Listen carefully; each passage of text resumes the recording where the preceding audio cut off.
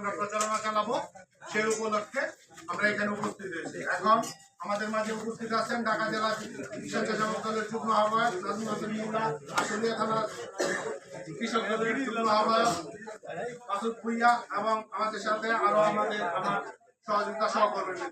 এখন আমাদের মাঝে আমরা যারা আছি আমরা এখনই আমাদের প্রোগ্রামটা শুরু করব।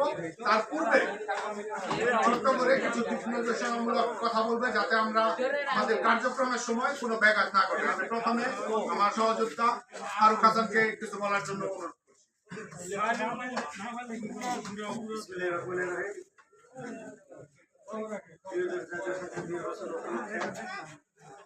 আমাদের আজকে আলোচনা সম্মানিত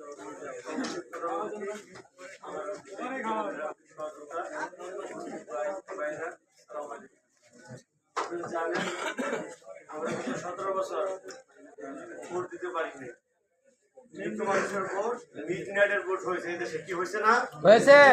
এইবারে এই সুযোগ নাই। বিএনপি রাতের ভোট বিশ্বাস করে না, বিএনপি বিশ্বাস করে দিনের ভোট এবং জননিরপেক্ষ ভোটে বিএনপি ইনশাআল্লাহ আগামীতে রাষ্ট্র ক্ষমতায় আসবে। আমরা এখন এইখান থেকে নাজমুলের নেতৃত্বে আমাদের এখানে মাসুদ আছে, আমার সহযোগিতা আছে, আমরা এখান থেকে একদম সুশৃঙ্খল ভাবে ভোটারের কাছে যাবো, ঘর যাবো, ডক্টর জামাল সালাউদ্দিন বাবুর পক্ষে দাঁড়িয়ে বসতে হবে। আমাদের দ্বারা যেন কোনো একটা ভোটার ভিন্নভাবে কষ্ট না পায় আমরা ওই দিকে লক্ষ্য করবো। আর আমাদের সিনিয়র নেতৃত্ব যে দিক নির্দেশনা দিবে আমরা ইনশাআল্লাহ